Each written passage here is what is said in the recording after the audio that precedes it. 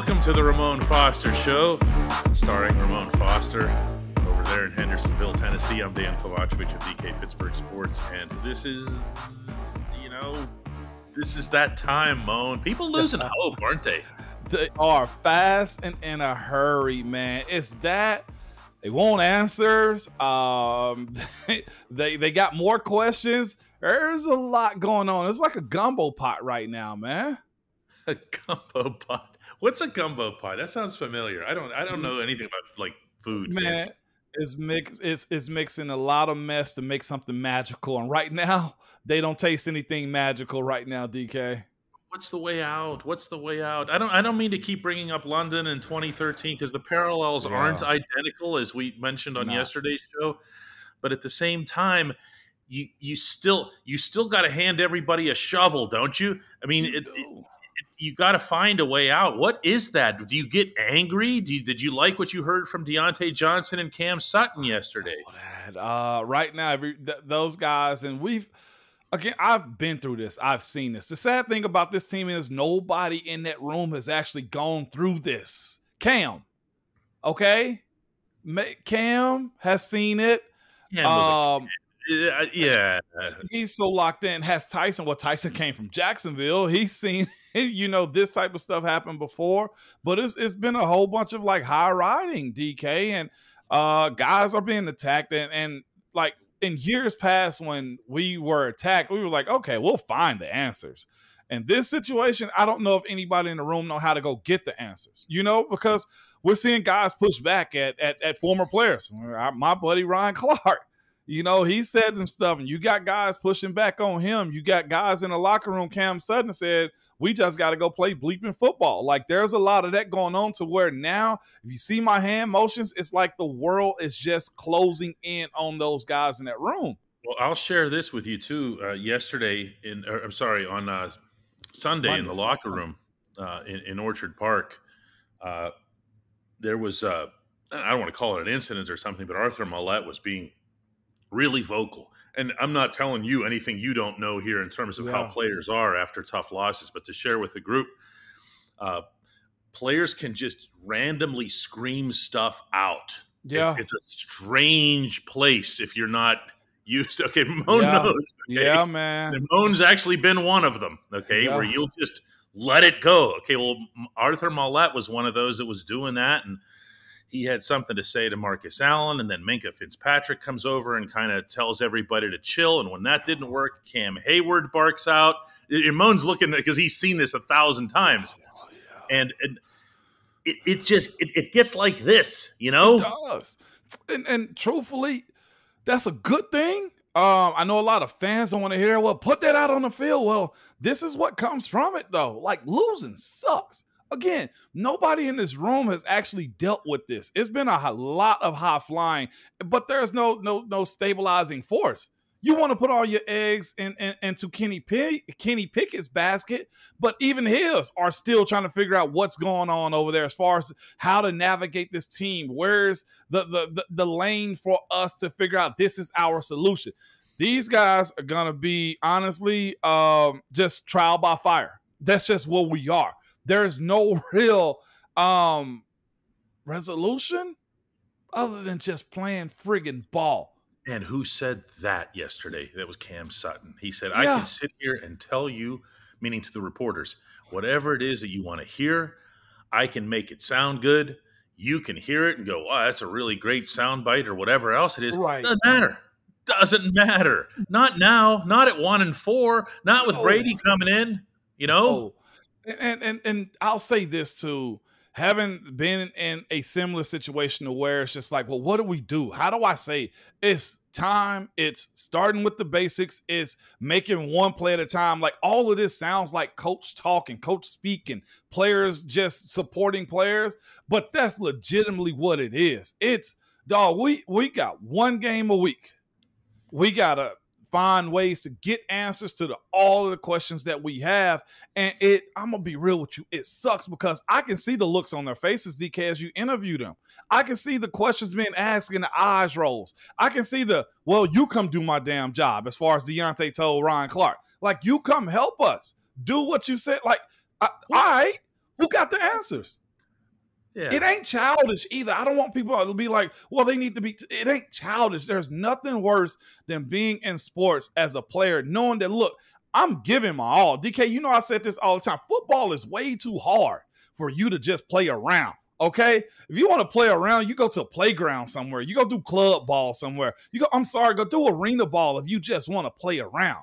And the NFL is not that. So I empathize with those guys because I felt that way before, to where even where's my damn answer?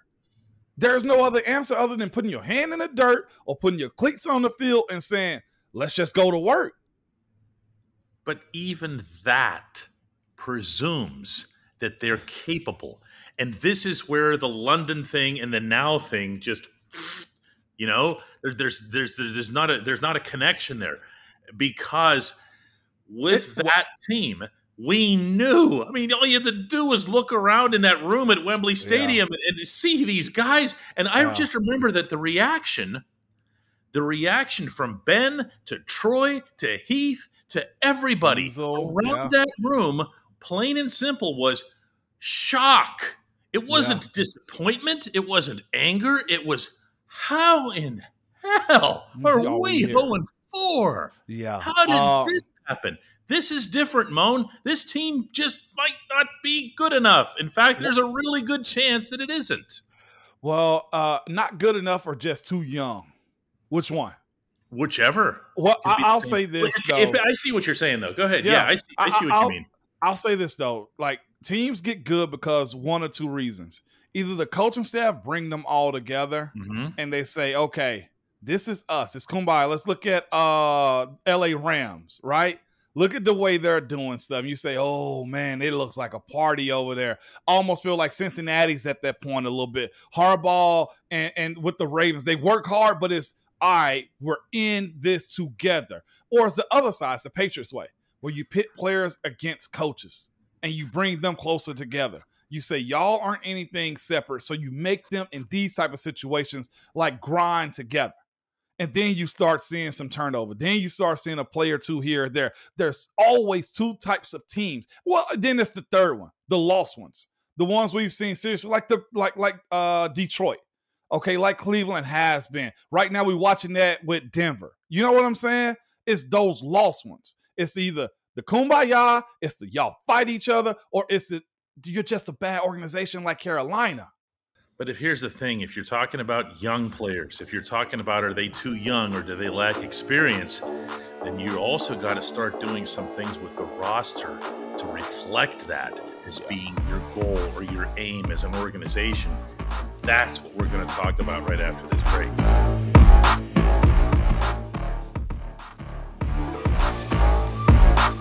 Welcome back to the Ramon Foster Show. And as promised, we're going to start getting into, as opposed to what can everybody do just by getting tougher and angrier and everything else, what can management do? Because there's a really, really good chance that these aren't the best possible players to have on the field. And Moan, you referenced getting younger. Let me ask you a question. Okay. What do you think of DeMarvin Leal?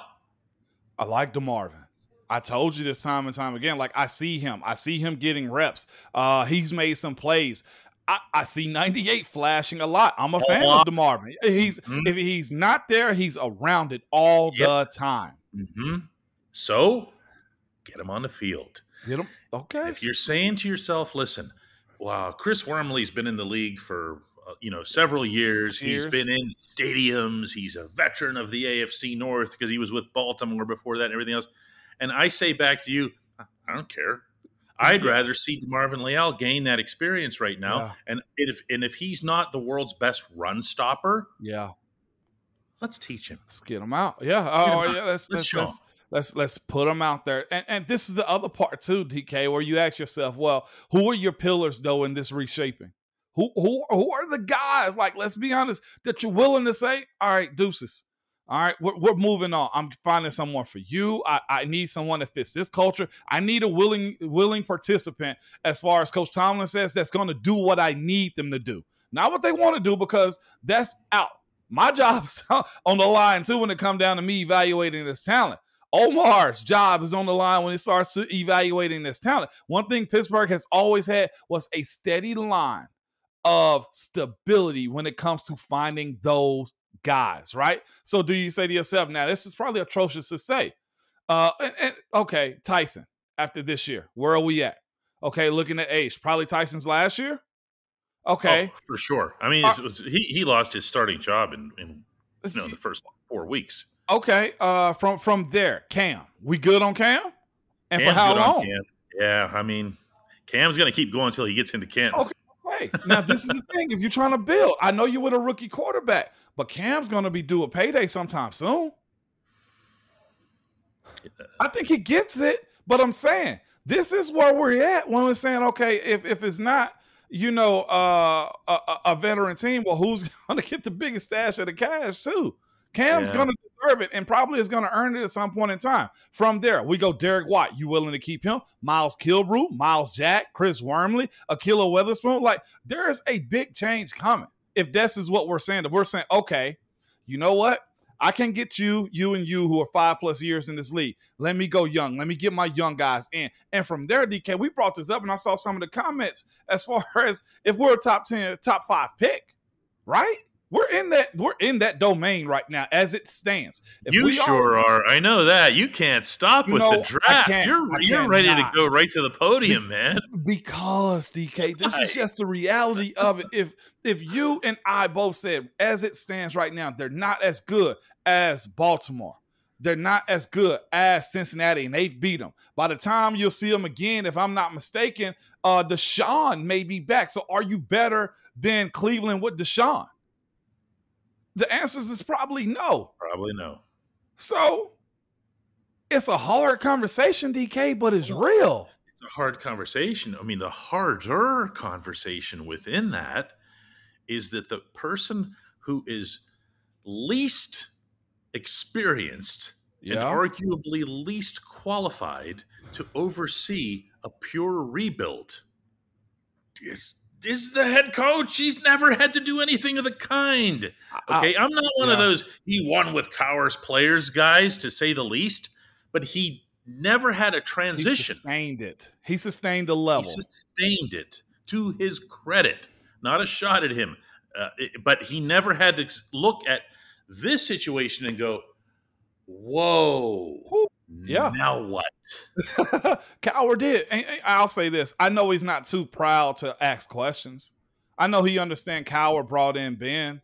I know he understands he had a real rough year before he got Ben. That's one thing that he's always kind of said. He don't care. You heard me say this. He don't care where good ideas come from. I don't think he's too prideful or foolish to go do it on his own. It's kind of what I'm saying as far as, hey, what was it like? I bet the farm at some point in time, he's going to have that conversation with him or somebody that's in his coaching circle that's kind of dealt with this. Because you're right, DK. He ain't seen it as far as players go. But I also look at the new GM, Omar. Yeah, he's never had to deal with it either. Yeah, and to do it, and this is where it gets confusing. I think to people who are casual fans of football as opposed to diehards, when they hear rebuilding, especially in Pittsburgh, they think of one thing. They think of the Pirates, who are perpetually rebuilding, and it's a non-cap league, and everything else is really unfair, and it takes years and years. In the NFL, it doesn't. No, it doesn't. It's fast. Yeah. I'll ask you this, DK. But no, I'll make this statement though. Like, as far as going youthful though, I think it really will come down to some quality. As a good thing is you don't have a franchise quarterback taking up a big chunk of the pie as far as roster goes. I look at that OL though, and I still say to myself, well, you got a young left tackle and a young left guard that needs to play at a higher quality too, okay? I think Daniels is locked in simply because of contract. Chooks is locked in, and Mason Cole is too. Najee's still young. Pat's young. Like, there's still a bunch of young guys in these positions. So do you carousel them to make it better by finding better young talent too that you got to recondition to the Steeler way? The thing about this roster is that it doesn't lend itself. It don't. Sort of overhaul. I mean, and I could begin and end that conversation with two simple words: TJ Watt. Okay? You can't have one of the planet's premier players on your roster and say, screw this season. I mean, No. it's not that. And at the same time, you don't say, well, let's trade TJ Watt for 700 draft picks or something and try a Cleveland thing. It's just not that cut and dry. Come here. Can I tease this segment right here by asking that question though, DK? What's that? In order to get above and compete, would you be willing to give up one of your superstars like TJ Watt? This is a hypothetical. It's a gross hypothetical. I know it is. Just take it back. You know how many subscribers we just lost with that opinion? They're just like, you know what? I've had it with this Foster guy. No, this is one of my far-fetched. That's enough. Goodbye. See you, 73. Appreciated you as a player, but then you had to go and trade TJ on your show. But to your point though, DK, that ain't Pittsburgh's way of operating. No, none of this is. That's my point here. None of this fits. I'm trying to picture the press conference in which Mike Tomlin says, listen, the game we're playing this coming Sunday really doesn't matter that much. What matters is that our players go out and have get a good experience. Come on. That ain't it. No. Absolutely not. No. When we come back, the only segment that matters. It's Hey Mo.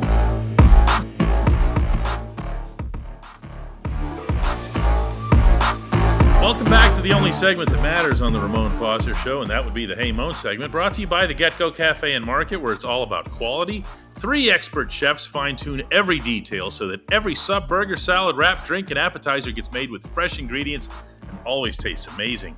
Order your favorites at the Get-Go Cafe Market today. Better believe it. And here comes our question. I can find it. I had it here somewhere. Yeah, come on, Gregory DK. Thomas. See, I threw you off with the TJ question. You still. I was just watching the subscriber tickometer just going like this. Gregory Thomas asks, hey, Moan, is Mike Tomlin being exposed as never losing was more about Ben than him? Hang on a second. I'm going to try to, because I think I get what he's saying here. Is he being exposed as a guy, who never lost, mostly because he had Ben? Yeah. And then Greg says after that, is he a good enough coach to build a team from scratch, which is kind of what we were just getting into. Mm-hmm. Go ahead, Moan. I have some thoughts on this as well. I'll just say this. Is it Coach Tomlin's fault that he inherited Ben? Ain't his fault. He didn't want to throw it back. Ambassador Rooney. They elected Coach Tomlin to take that on. Is it his fault that Ben was that good? That ain't his fault. That's not what they did. Is it that fault that he ended up getting a Super Bowl in his second or third year? Like, that's a part of it. Like, there's a level of coaching that goes into it too. There's a level of people management that goes into it too. Is it Coach Tomlin's fault that Ben played that long? No, it ain't. I mean, you look at what happened around Ben throughout that tenure from Bruce Arians to bringing in Todd Haley. Why do we bring in Todd Haley? It was to be able to sustain Ben for longer. Why? Because there was a method in which we needed to operate offensively to get the ball out quicker, to save his career from him getting hit. We got better as an offensive line unit. It's not his fault that those things happened. Any coach goes through a little bit of a whirlwind whenever they lose a franchise guy. I'm sure you're more privy to kind of bring it up, DK, as far as head coaches and franchise quarterbacks. I mean, let's look at Bill Belichick, the GOAT, right? Are we still going to down Bill because of, the lack of Tom, or did Bill actually have a good chemistry with Tom to kind of get those Super Bowls? Like, we can go down the list of coaches that you pair with franchise quarterbacks and say, which one was better? Was it the player? Was it the coach? Or is it both? When I think of Mike Tomlin and rebuilding, and I don't often do that, but when I do, I think of the first thought that comes to mind, and you and I have talked about this on this show. You've provided great insight into it, is how much he enjoys being around younger players, even pre-draft, the whole football junkie thing. Did you notice, incidentally, in Orchard Park the other day when I asked Tomlin what he thought of Damar Hamlin's shot on Kenny Pickett. He knows Damar Hamlin. Yeah. Why? He's next door. Okay, the Pitt kid. And he went to bat for Hamlin, but he made it clear to me in his answer. He said, what I didn't like was the fact that a rule that should have been enforced on the field wasn't. His anger was at the officials. So whether or not Damar meant to hurt Kenny, of course he wouldn't have. He wanted the rule called. So he was going to bat for the kid. He goes, he loves this kid. Yep. Why? Because he's that into it. However, if you're going to be that rebuilding head coach or whatever, you can't have the evaluation of Kendrick Green that says he's an NFL center and waste a third-round pick on him, and B, allow him to show up for training camp the next year wearing number 53, anointed as the starting center, because we waved a magic wand with Marquise Pouncey and we can do it with this kid. No. Marquise was great before he ever knew you. Yeah. 100%. And that goes into it, though, DK, is that draft process of player quality. Again, I referenced like my job here in Nashville covering the Titans. Like legitimately, that's one of the things they're dealing with right now is, well, where's the roster? How do you miss on these guys? Like you said, third round picks, 1, 2, 3, and 4, you got to hit on. Like legitimately, you have to hit on as many as you possibly can. Can't miss on the first. Bet not miss on the second. The third has to hold its own. And the fourth, get real good quality out of them, man. And that's a part of years, right, DK? Like it ain't just one draft can't save a team. One draft can really help a team. One draft means you got your franchise quarterback in Kenny Pickett, but it doesn't save the team. So over time, have we seen this? It's really been like, think about when we got David DeCastro, the line was built, right? Nobody else. The line was in. Solidified because what was had after DeCastro was, okay, now you had the middle three, and you always knew that you'd have to pay in one form or other. You're going to have to pay for your tackles, either through draft capital or through, more likely, through actually paying them. Yeah.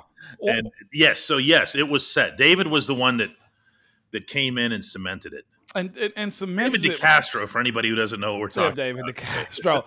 On the defensive side of things, okay, like looking at having Cam set, you get TJ set, but it's really just been one piece plugging.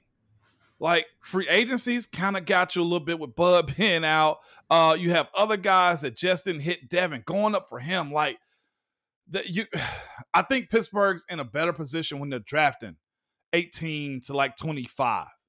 Because you get a real chance to like really just evaluate every single body. Like Dev's pick right now, and I was excited about it at the time, and I hate that he hasn't panned out. Like finding a Troy, a Ben, you know what?